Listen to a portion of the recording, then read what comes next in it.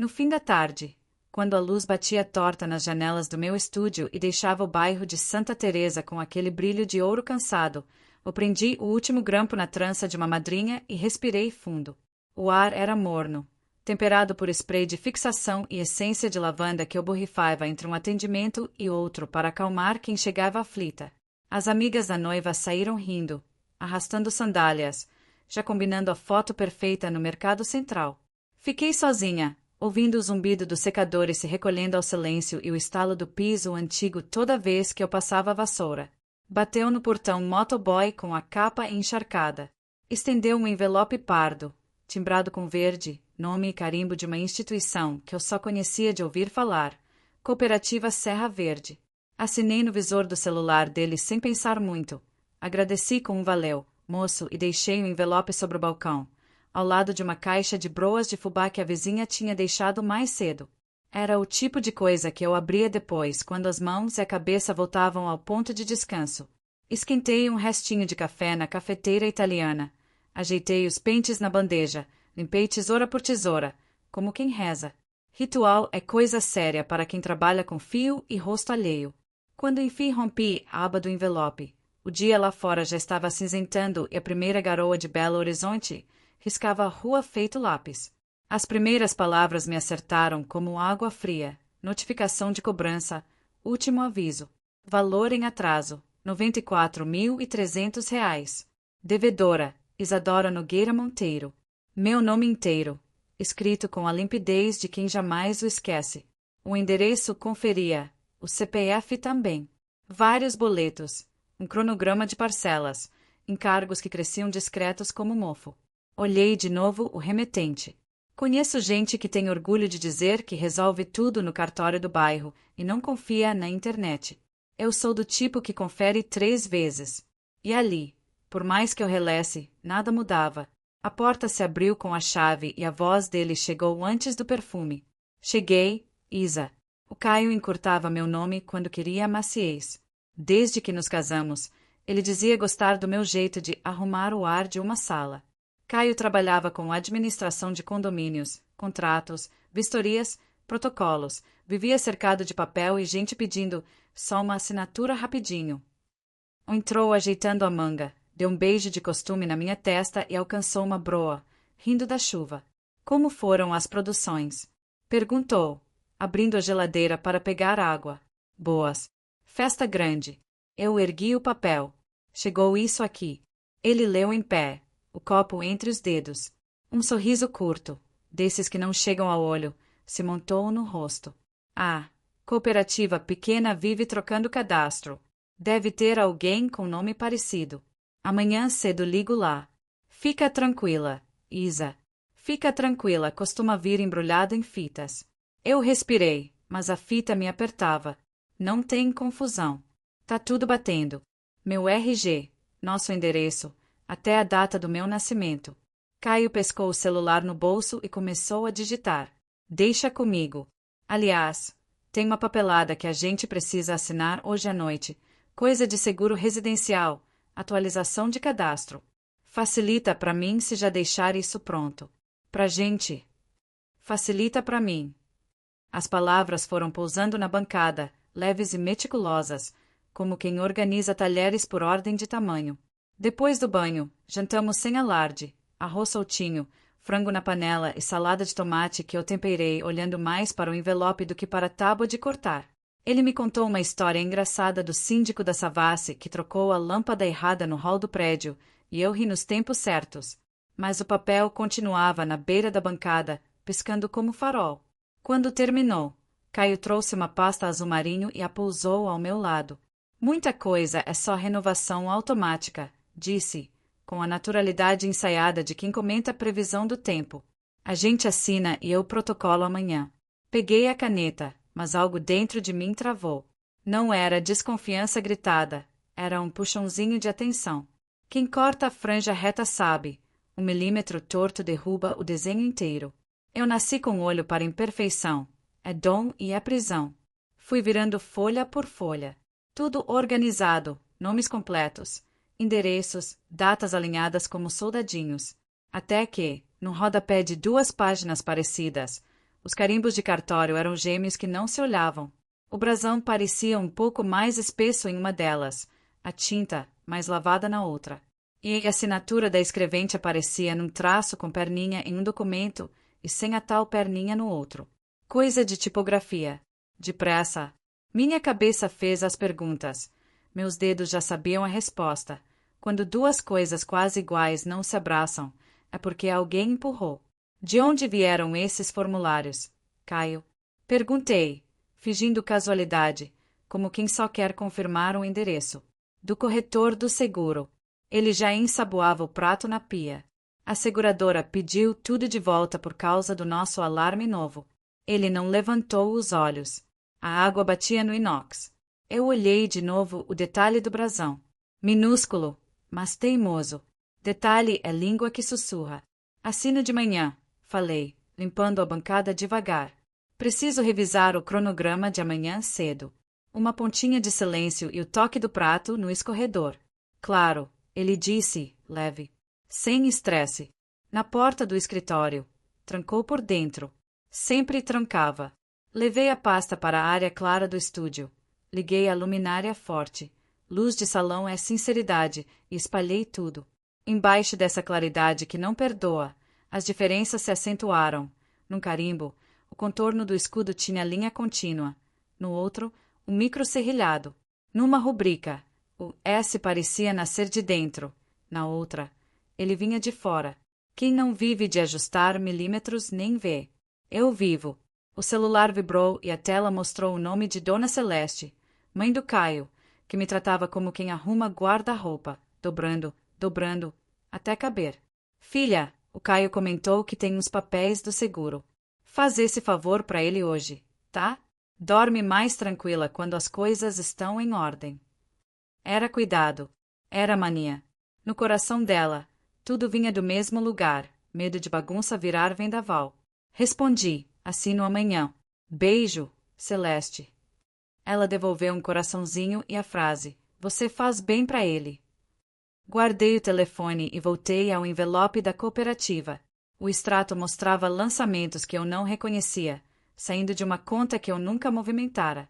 A abertura do crédito era de 7 meses atrás, justamente quando Caio começou a fazer serões de auditoria e dormir com o celular virado para baixo. No rodapé, miudinho, aparecia processado por Rocha e Limiar. Podia ser só o nome de um escritório parceiro. Eu não conhecia. Li em voz baixa, como quem dá nome a um animal que ainda não sabe se é manso, Rocha e Limiar. O portão do escritório rangeu de novo. Caio encostou na ombreira do meu estúdio com a despreocupação de quem confia na própria lábia. Virou a noite, Isa. Só checando o calendário e custo de material. Fechei a caixa de grampos. A pasta ficou entre nós, silenciosa. Amanhã cedo resolvo tudo na cooperativa, tá? Quero ver com meus olhos. Não precisa ir lá, eu ligo. Ele sorriu maleável, mas o olhar calculava distâncias, como quem mede parede para saber se a estante cabe. Mas tudo bem. Só não atrasa suas clientes. A luz do corredor encolheu quando ele puxou a porta. O clique da fechadura marcou o final da frase. No banheiro do estúdio, lavei as mãos e vi a água levando embora o pó de fixador do dorso. Lembrei da primeira dona de salão que me ensinou a acertar cortes sem sofrer. Confia no que você enxergou, mesmo que a cabeça ainda não tenha nome pro erro. Eu voltei pro balcão com essa frase me cutucando. Abri o site do cartório do Barreiro. Procurei a lista pública de assinaturas reconhecidas. Lá estava o nome que constava nas folhas, mas, no registro, a data do selo dizia uma coisa, nos papéis dizia outra. E um número de matrícula trocava 2 casas de lugar. Tão pequeno que dá para piscar e perder. A garoa engrossou, e um cachorro do vizinho latiu como quem se assusta com a própria voz. Estranhamente, um sossego foi me tomando, o tipo de quietude que antecede a primeira tesourada num corte longo. A decisão já foi tomada pelos dedos. Escaneei as páginas com o celular, nomeei os arquivos, enviei para o meu e-mail. Se no dia seguinte fosse mal entendido, ótimo. Se não fosse, eu teria trilho. Desliguei a luminária, passei pela sala e parei diante da estante com porta-retratos. aniversário simples com brigadeiro, uma viagem rápida a Ouro Preto num feriado, Dona Celeste sentada na varanda ajeitando uma plantinha no vaso, Caio de óculos escuros sorrindo fácil. Na foto do nosso casamento civil, a mão dele cobria a minha. Eu não me reconheci inteira na mulher daquela imagem, mas reconheci o desejo dela, uma vida sem sobressaltos, com beleza miúda e paz. Recoloquei a moldura no lugar e fui dormir. A madrugada quebrou em pedaços. Acordei com o dia cinza de Minas e cheiro de pão na chapa da lanchonete da esquina. Caio estava pronto, camisa passada, relógio justo. Em cima da bancada, a pasta azul, quadradinha, com uma caneta pousada por cima, reta como régua. Não assinou? Ele perguntou, leve. Vou levar comigo. Peguei a bolsa. A Serra Verde abre às 9. Prefiro resolver isso primeiro. Por um segundo, o sorriso dele perdeu o calor. Isa, sério. É perda de tempo. Só quero olhar de perto. Tá bom. A voz escorreu macia. Mas não deixa isso te consumir. Eu sorri por educação. O pulso, por dentro, já batia noutro compasso. No centro, o prédio da cooperativa era um bloco de tijolo refeito, encaixado entre uma padaria chique e um escritório de advocacia. O ar tinha respiro de impressora. Uma moça de crachá me atendeu com formalidade doce. Pediu documento, conferiu dados e pediu 1 minuto. Apareceu então uma mulher de postura firme, cabelos presos sem espetáculo, crachá com nome e cargo. Renata Prado, conformidade e riscos. Senhora Isadora, podemos conversar ali? O tom dela tinha uma gentileza que não arma, mas também não cede. Na salinha, simples, ela me estendeu uma água, passou algumas páginas e disse, sem rodeios, seu dossiê está peculiar. A firma de sua assinatura bate com registros, mas há elementos que não conversam entre si. Carimbos que parecem impressos em momentos diferentes. Tipografias trocando de humor no meio do caminho. Senti a garganta seca, mas não doeu. A senhora viu isso também. Ela levantou uma sobrancelha. Curiosa. Você reparou? Trabalho com o olho. Dei de ombros. Erro de milímetro grita para mim. Renata assentiu. Vou submeter tudo ao nosso protocolo interno. Para isso, preciso da sua autorização para acessar os lançamentos e registrar seu relato. Você não é investigada, Isadora. Está fazendo o contrário. Assinei a permissão com uma calma que eu não sabia que tinha. Quando saí, o sol rompeu o branco do céu só por um instante, como quem abre uma fresta para reconhecer o terreno. Fui para casa com a pasta um pouco mais pesada, mas a coluna mais reta. Quando cheguei em casa, o silêncio parecia ter corpo. As cortinas ainda deixavam entrar uma luz amarelada de fim de manhã, e o som distante dos ônibus subindo a avenida fazia a casa parecer um aquário. O carro do Caio não estava na garagem. O da mãe dele, sim.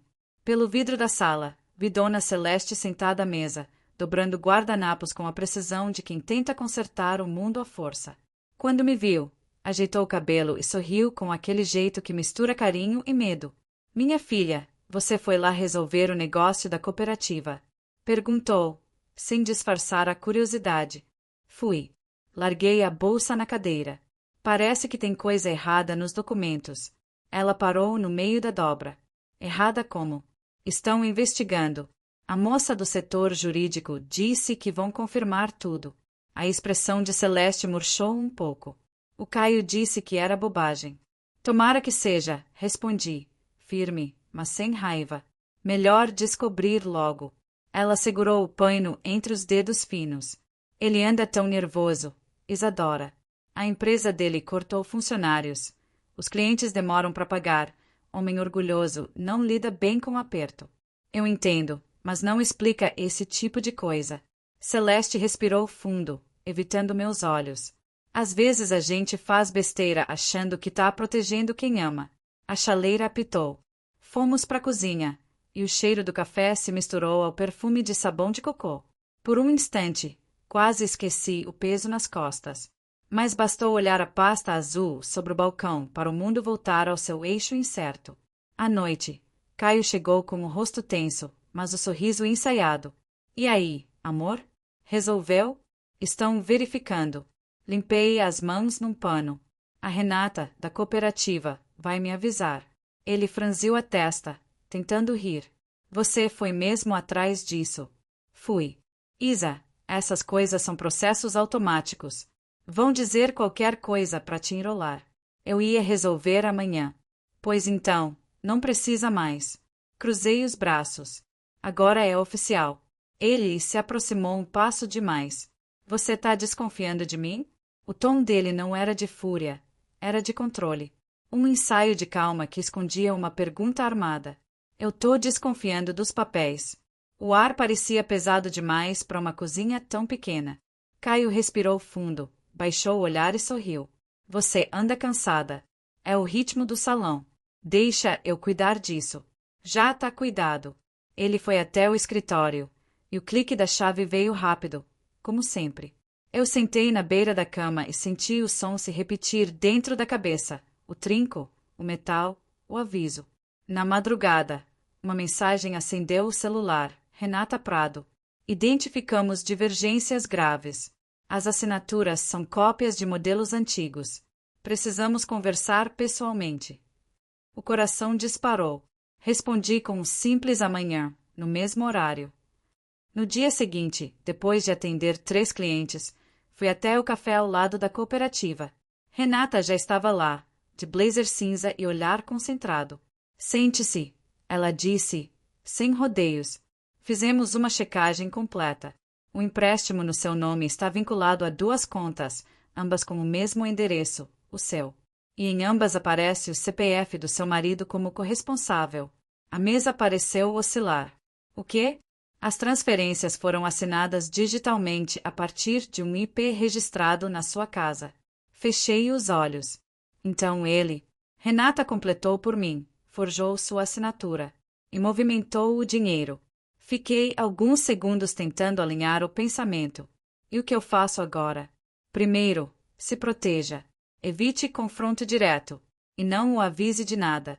Ela puxou um cartão e me entregou. Tenho uma amiga na delegacia de fraudes. Ela pode te orientar. Voltei para casa sem saber o que sentir. Na porta, o cheiro de desinfetante me atingiu. Caio tinha limpado tudo, e ele só fazia isso quando estava tenso. As janelas abertas deixavam o vento frio entrar. Oi, Isa. A voz dele veio do corredor. Limpei o escritório. Tava uma bagunça. Sorri de leve. Que bom. E o negócio da cooperativa? Disseram que vão revisar. Talvez erro de sistema. Viu? Ele riu. Eu falei. Enquanto ele falava, notei uma pasta nova sobre o aparador, cor cinza. O instinto me pediu para não tocar. À noite, enquanto Caio tomava banho, peguei o celular dele. A tela bloqueada mostrava a notificação de um e-mail. Transferência confirmada. O chão pareceu se mover sob meus pés. Voltei o celular exatamente como estava e me deitei, virando o corpo para o lado oposto ao dele. O som da respiração de Caio preencheu o quarto. Eu não dormi. Fiquei ouvindo até o amanhecer, esperando o primeiro pássaro da cidade cantar, como quem espera um sinal para começar a lutar. Na manhã seguinte, acordei antes do despertador. O céu de Belo Horizonte estava pálido, cor de cimento molhado. Fiquei olhando o teto, sentindo o coração bater num ritmo que já não era o meu. Caio ainda dormia, respirando pesado. Peguei o celular com cuidado e li novamente a mensagem de Renata. Evite confronto. Proteja-se. Essas palavras martelavam dentro de mim como tesoura no azulejo. Levantei devagar, vesti uma calça jeans e amarrei o cabelo num coque firme. Cada gesto parecia ensaiado, cada movimento, silencioso. Fiz café, separei os documentos. Enquanto o cheiro invadia a cozinha, pensei no que a Renata havia dito. Há crimes que começam com amor e terminam com cálculo. Quando Caio acordou, veio com um sorriso pregado. Dormiu bem? Mais ou menos. Servi o café sem olhá-lo. Preciso sair cedo. Outro compromisso com a cooperativa? Não. Menti. Cliente nova. Ele assentiu, estudando meu rosto. O olhar dele sempre procurava brechas. E naquele momento, eu sabia que não podia deixar nenhuma. Saí de casa com a pasta azul escondida na bolsa. O vento da avenida carregava o cheiro de pão quente e poluição. Fui direto para a delegacia especializada em crimes financeiros. A cidade parecia igual, mas dentro de mim tudo já tinha mudado. Renata me esperava na porta com uma mulher de expressão serena e voz firme. Isadora, essa é a delegada Marina Duarte. Ela vai cuidar do seu caso. Cumprimentei-a com um aperto de mão. Marina me olhou com uma calma que só quem já viu muita dor consegue manter. Precisamos registrar o boletim e recolher provas. Você trouxe os documentos? Sim. Entreguei tudo. Fotos, cópias, mensagens, os carimbos suspeitos. Enquanto ela folheava, fui contando tudo. A notificação, os formulários, os carimbos diferentes, a limpeza repentina, o e-mail de transferência. Quando terminei, Marina respirou fundo. Você fez tudo certo. E rápido. Poucas pessoas agem com tanta clareza. Eu só não podia mais fingir. Ela anotou algo, depois disse: Vamos abrir inquérito por falsificação e fraude financeira. A senhora precisa ter cuidado. Esses casos, quando envolvem relação pessoal, podem escalar. Eu não vou provocá-lo, prometi. Mas também não vou mais fingir que não sei. Se puder, evite dormir na mesma casa até resolvermos. Onde eu vou ficar? Renata interveio. Conheço uma pousada pequena, perto da estação central. É discreta.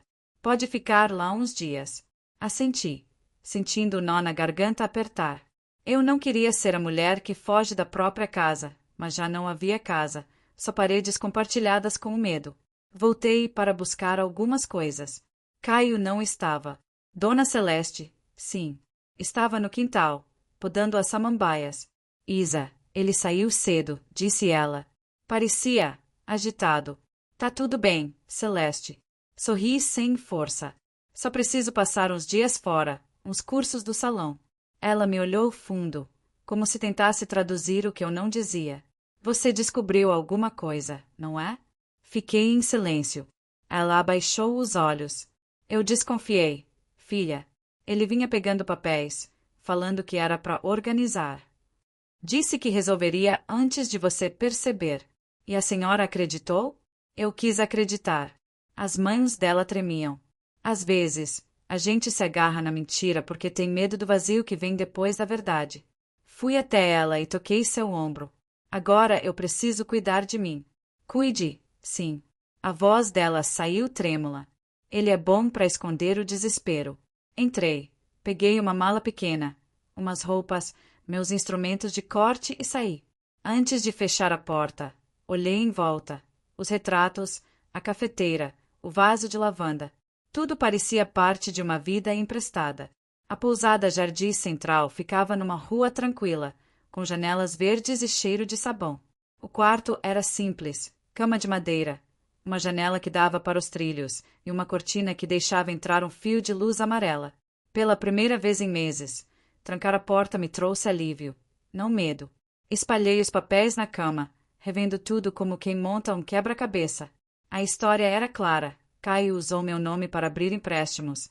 Transferiu os valores para contas falsas e lavou o dinheiro através dos contratos da empresa dele. Um golpe doméstico, silencioso e elegante. Renata me ligou à noite. Isadora, o juiz já deferiu o pedido de bloqueio das contas dele. Amanhã o sistema congela tudo. Ele vai perceber. E se ele vier atrás de mim? Ligue direto para mim ou para Marina. Não atenda chamadas desconhecidas. Obrigada, Renata. Desliguei e fiquei olhando o teto. O som do trem passando ao longe me acalmava, o ruído de quem vai embora e segue o próprio caminho. Antes de dormir, escrevi uma frase no bloco de notas do celular. Ele falsificou minha assinatura. Agora eu vou reescrever a minha história. Fechei os olhos, ouvindo o trem sumir na distância. E, pela primeira vez em muito tempo, dormi sem o som de uma chave trancando por dentro. Acordei com o cheiro de pão e o barulho dos trilhos vibrando. O dia amanhecia cor de cobre, e a cidade começava a se erguer do sono. Por um instante, o som dos trens me pareceu um aviso, nada volta a ser como antes. Enquanto tomava café na pequena cozinha da pousada, o celular vibrou. Renata. Isadora, os bloqueios já estão ativos. O sistema congelou as contas principais do Caio. Ele vai saber ainda hoje. A voz dela era firme, sem espaço para dúvida. Fique onde está. E depois? Depois vem a parte mais difícil. Ele vai tentar contato. Não atenda. Assenti, mesmo sabendo que ela não podia me ver. O resto da manhã foi um borrão. Eu tentava focar nas tarefas do salão, responder mensagens de clientes, marcar horários. Tudo mecânico. Mas a cabeça, essa, estava dentro da casa de Santa Teresa, imaginando o som da porta, os passos dele, o olhar quando descobrisse que o dinheiro não existia mais. Às 2 da tarde, o celular tocou. Caio, piscava na tela. Deixei tocar até o silêncio engolir o som. Minutos depois, nova ligação. Número desconhecido. Depois, mais uma. Depois, uma mensagem. Isa, precisamos conversar. Eu posso explicar. Apaguei antes de terminar de ler. Às 4, o telefone vibrou de novo. Era Marina, a delegada. O bloqueio provocou reação. Ele tentou transferir valores de outra conta, mas o sistema travou. Agora temos provas de movimentação irregular. Isso significa que acabou? Significa que o cerco fechou. Mas ele ainda não foi preso. Queremos fazer isso sem escândalo, de forma segura para você. Suspirei. E Dona Celeste? Ela não está sendo investigada, mas precisamos ouvi-la. Ela não tem culpa. O peito apertou. Só medo. Marina fez uma pausa. O medo às vezes protege. Outras vezes, acorrenta. No começo da noite, ouvi passos no corredor da pousada. Um toque na porta. Fiquei imóvel, o coração em disparada. O segundo toque veio mais firme. Peguei o celular e digitei rápido. Renata, alguém na porta. Antes que ela respondesse, uma voz conhecida atravessou a madeira. Isa, sou eu. Abre, por favor. Era Caio. As pernas tremeram. Ele não devia saber onde eu estava. Dei 2 passos para trás, sem emitir som. Eu só quero conversar, disse ele, mais baixo. Você não entende. Eu fiz tudo por nós. Senti o ar ficar pesado. Pela janela, o ruído distante de um trem, e o apito pareceu um grito de alerta. O telefone vibrou com a resposta de Renata. Não abra. A polícia está a caminho. Caio bateu mais uma vez. Isadora, não faz isso comigo. A gente pode resolver. Fechei os olhos. Respirei fundo e fiquei quieta. A batida cessou. Só o som dos passos se afastando. Em seguida, o motor de um carro partindo. Minutos depois, 2 policiais e Renata chegaram. Verificaram o corredor, olharam as câmeras. Ele já tinha ido embora. Ele descobriu rápido demais, disse Renata, tensa. Alguém pode ter avisado. A mãe dele? Perguntei, num sussurro. Talvez. Mas agora é oficial. O mandado de prisão foi expedido. Na manhã seguinte, Caio foi detido em um estacionamento na Savassi, tentando sacar dinheiro de uma conta de um cliente. Quando Renata me ligou para avisar, eu estava na varanda da pousada, com uma caneca de café e a sensação de que o mundo tinha parado de girar por um segundo. Ele foi preso sem resistência, contou. Disse que foi um mal-entendido financeiro. Ri baixo, sem humor. Ele sempre teve boas palavras. Agora, precisamos de você na audiência. Renata fez uma pausa. É a última etapa. Fechei a mala devagar, sem pressa. Pela primeira vez em semanas, o ar parecia respirável. À tarde, voltei à minha antiga casa acompanhada por 2 agentes. A porta estava entreaberta. Lá dentro, cheiro de água sanitária e papel queimado. As gavetas reviradas, o escritório vazio. Na sala, Dona Celeste sentada no sofá, as mãos apertando uma xícara fria. Ele saiu cedo. Isadora. A voz dela mal saía. Disse que ia resolver tudo. Eu devia ter te contado. Sentei ao lado dela. A senhora tentou proteger o filho. Eu entendo.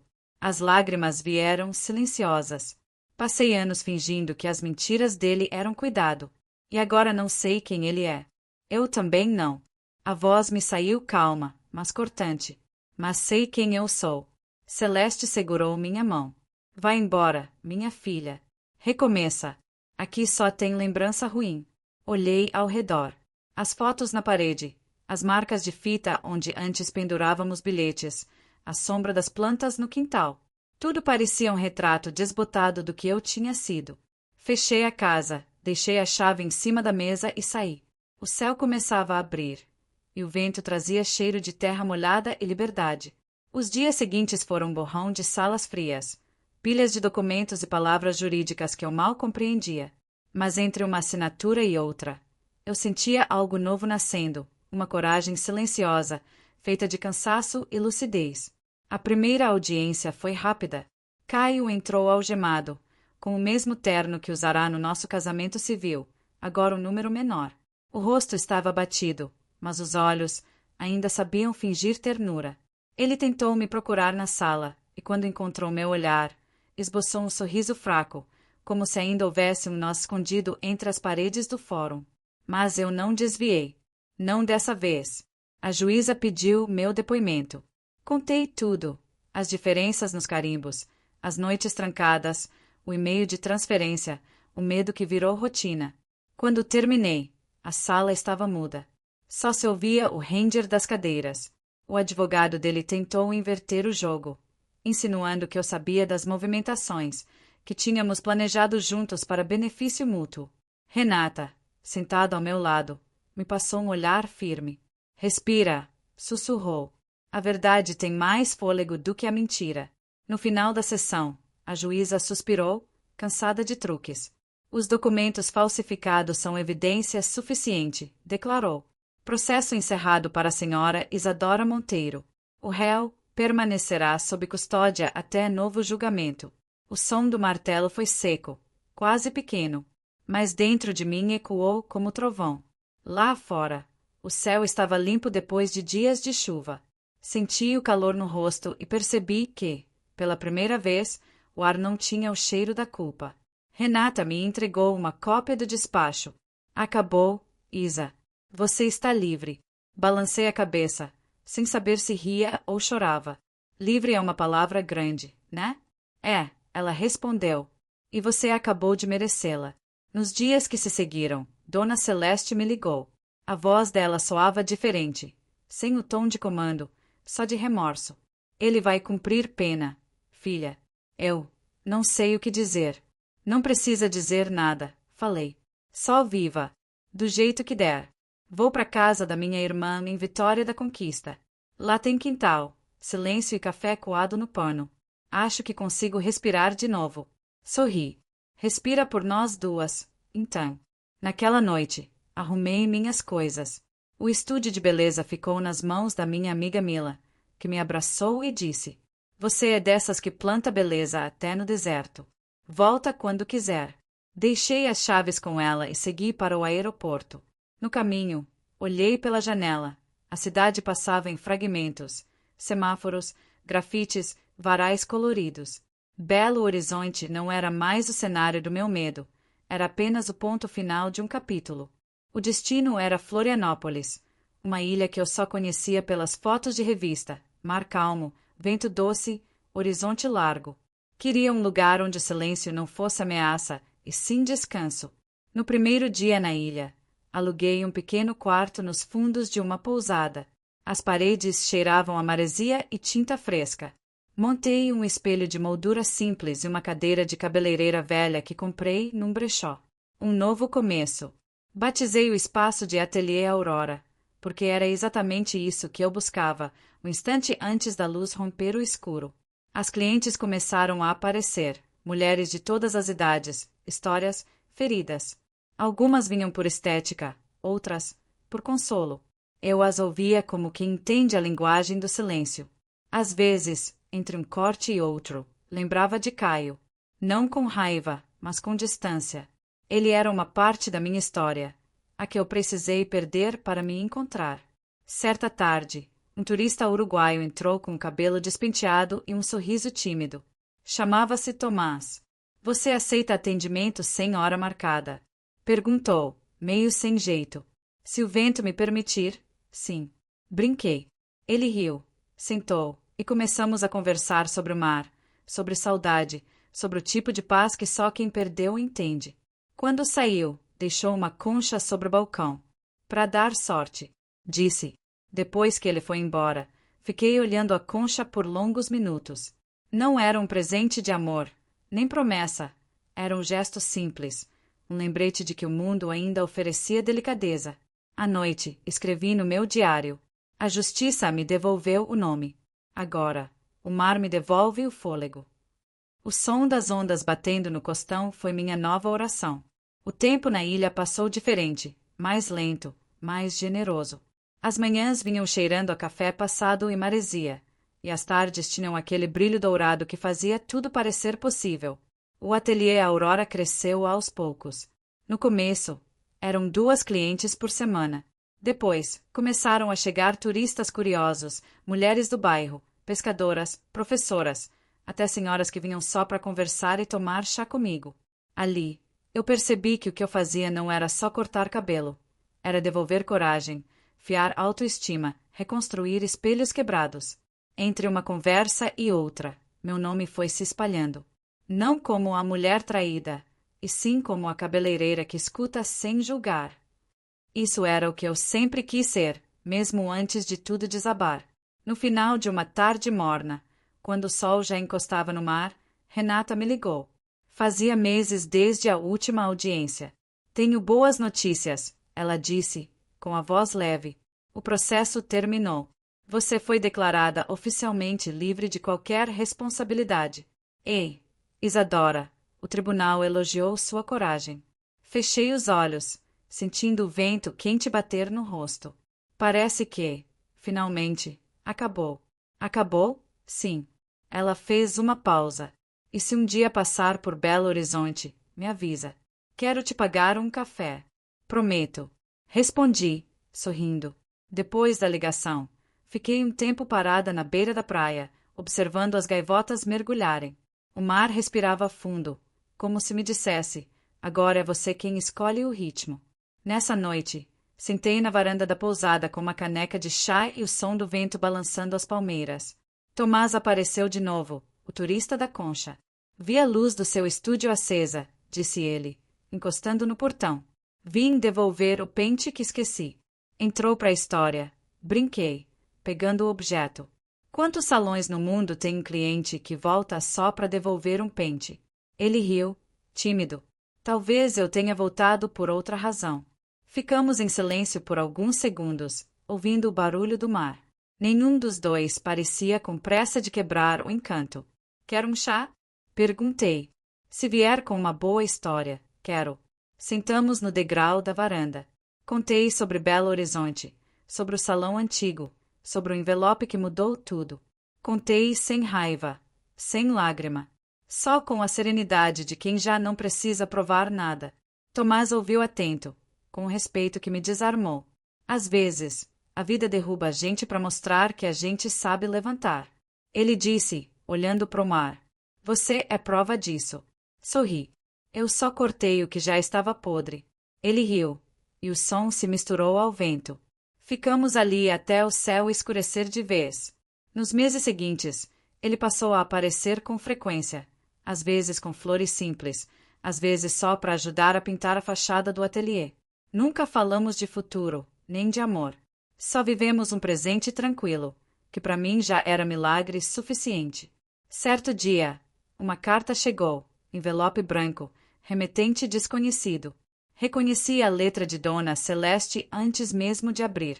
Asterisco minha filha, estou morando com minha irmã, cuidando de um jardim. O sol daqui é manso. Penso em você quando o vento balança as folhas, porque foi isso que você me ensinou, que mesmo depois da tempestade, o que é leve volta a dançar. Que Deus te guarde, e que você nunca mais aceite menos do que merece. Asterisco. Guardei a carta na moldura do espelho principal do ateliê. Sempre que uma cliente se sentava, ela podia ver o reflexo, sem saber, ler um pedacinho dela. Na última noite antes do verão, fechei o estúdio mais tarde. As ruas estavam vazias, e o mar brilhava sob a lua. Caminhei descalça até a beira d'água e deixei a velha concha de Tomás cair nas ondas. Obrigada, murmurei, por me devolver o fôlego. O vento soprou forte, levantando o cabelo do meu rosto. O horizonte piscava com as luzes dos barcos, e o barulho das ondas me lembrou o som das tesouras cortando mechas, firme, definitivo, libertador. Eu não era mais a mulher do envelope, nem a esposa do golpe. Era Isadora Monteiro, dona do próprio nome, da própria paz e das histórias que ainda teria coragem de viver. O mar recuou, trouxe uma espuma leve, e a primeira estrela apareceu. E ali, entre o sal e o vento, eu entendi. Às vezes, a liberdade chega com o barulho suave de uma tesoura.